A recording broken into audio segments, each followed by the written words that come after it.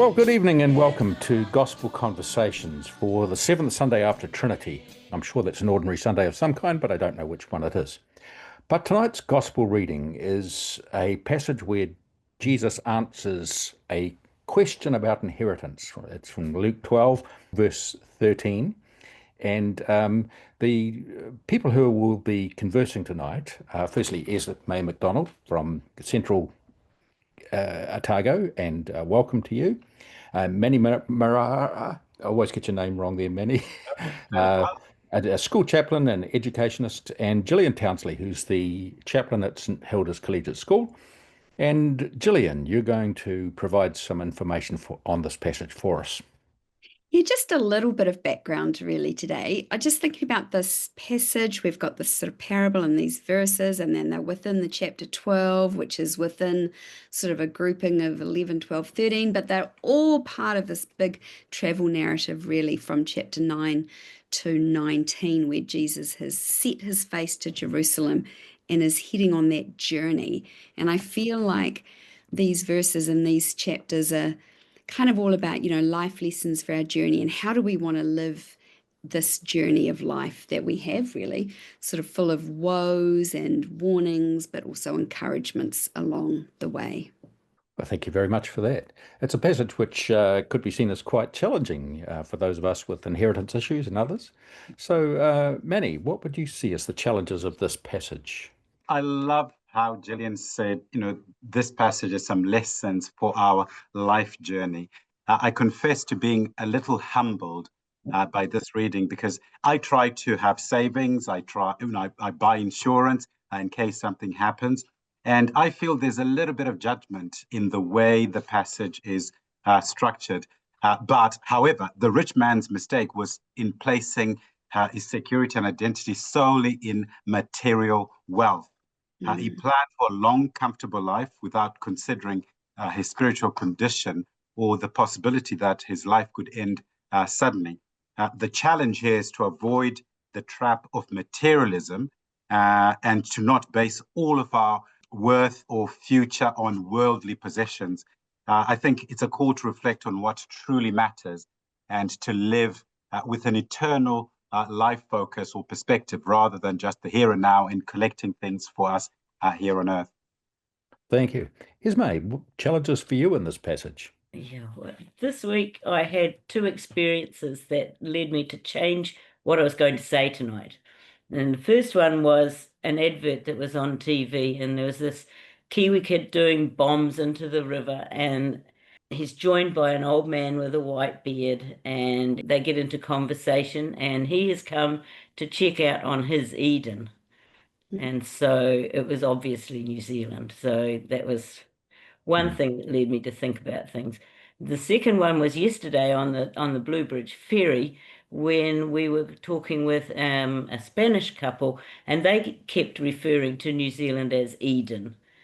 So when I reviewed my notes for tonight's conversation, and I thought then about how the rich man could be interpreted as a rich country.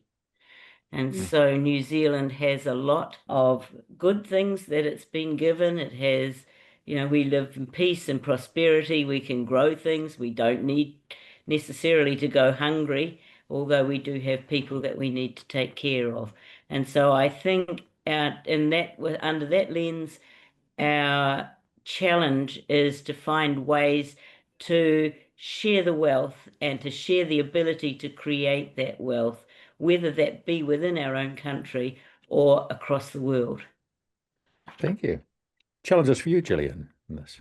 Yeah, I have a couple of things really. And I do struggle with this idea that kind of like with the birds and the flowers and the grass and things and how well they're all looked after by God, that, God will do the same for us because God knows what we need. And I just sort of think of people around the world who are Christians, who are starving or who are, experiencing war. And, oh man, I struggle with this because it just seems like it's quite, is it terrible to say, like kind of simplistic, God, just trust in God, don't worry about anything, God will provide for you. But I see lots of people that doesn't happen for, and I worry about that.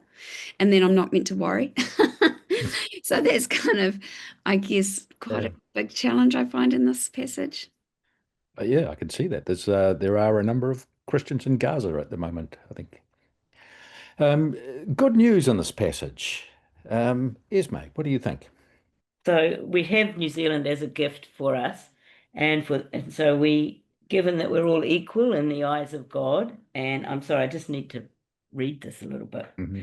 So as a country, we can lead in terms of environmental protection and enhancement and sharing knowledge we have about how to grow things and the interconnectedness of the resources of the world and the earth, and the importance of setting priorities and aligning our values with God's will. And it's part of our God-given mission as people who've been blessed with peace, security, and the ability to feed ourselves. When we accept that mission from God, we will have his help. That's where I see the good news. Great. Mannie, do you see good news in this passage? Yeah, I do actually. The parable ends with a very powerful truth. And I'll read, this is how it will be with whoever stores up things for themselves, but is not rich toward God. The good news is that we're invited to be rich toward God. And, taking, again, a leaf out of what Gillian shared for us at the beginning, lessons for life's journey. We are invited to invest in relationships, in generosity, faith, and eternal values, because unlike earthly wealth, which is temporary and uncertain, the riches that are found in God have a lasting and secure nature to them. This is a hopeful reminder that our lives have deeper meaning and purpose when we align ourselves with God's word. And Esme, your vision of the godlike figure chatting to a young man and New Zealand being that Eden, investing in that wonderful image that we create, that we're given, that we have an Eden around us, but let's make sure we keep that focus. Thank you.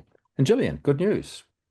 Yeah, just before I say that, I have to say this stuff about Eden is really speaking to me because I've just finished reading John Steinbeck's East of Eden, which I found to be utterly profound and leapt straight to the top 5 books I've ever read in my whole life. But anyway, so just sort of percolating on this idea of Eden actually, or living perhaps in East of Eden, and how do we do that? But anyway, the good news I think I find in this really is that we are not our possessions. We are not our accomplishments. We are not the house we live in. We are not the work we do. This passage really reminds me that, we are part of God's flock, part of God's family, part of God's kingdom, and that's where our identity and I guess sense of being can evolve from, can emerge from, rather than the things that I guess our culture tells us that define who we are. Great, thank you. So we come to the so what? What does this passage mean with this good news and these challenges? So Mannie, what do you think? So what? Yeah, there's been a lot to chew over from Jill and Esme. Thank you, and that Eden picture is resonating with me as well. But I think, like my statement in the good news bit, we can only harness or truly notice the rich meaning and blessings in our life when we align ourselves with the will and guidance that we get from God and Jesus. Chasing or storing material wealth on earth will not allow us to truly gain friends or eternal life in heaven. It's important for us to make sure we're posturing towards what's going to be important. And as Jen said, if we define ourselves based on our job, our possessions, everything else, we're missing the point. I think one of the really resounding passages that comes is Matthew 6, where, seek ye first the kingdom of God and his righteousness, and all these things will be given to you as well. So, seek the things that are important rather than the material wealth. Thank you. Esme, so what from this passage for you? Yeah, well, Jesus is not speaking against productivity in this, and he's not speaking against working hard and doing things, but he's speaking against greed. So the rich man in the parable says, relax, eat, drink, and be merry.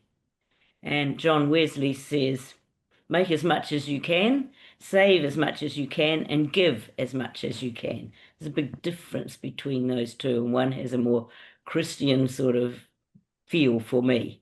In other words, if we're blessed with material possessions, we are to utilize them for the extension of God's kingdom.